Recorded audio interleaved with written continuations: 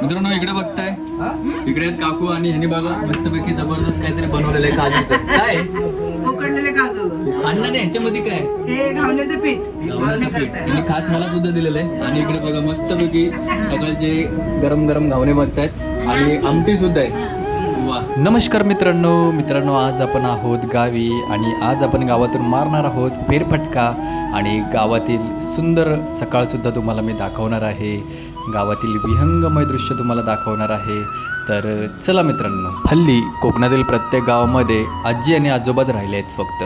तर आपण जाऊन त्यांच्याशी थोडाफार आपण आता गप्पा मारूयात. कशी आहेस? बरी आहे.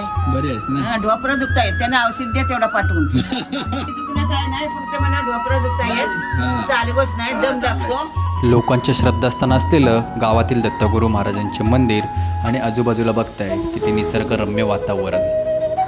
आपलं गाव हे डोंगराच्या कुशीत वसलेलं आहे. वरच्या बाजूला बघाल तर पूर्णपणे डोंगर आहे आणि या डोंगराच्या कुशीतच हे आपलं गाव वसलेलं आहे.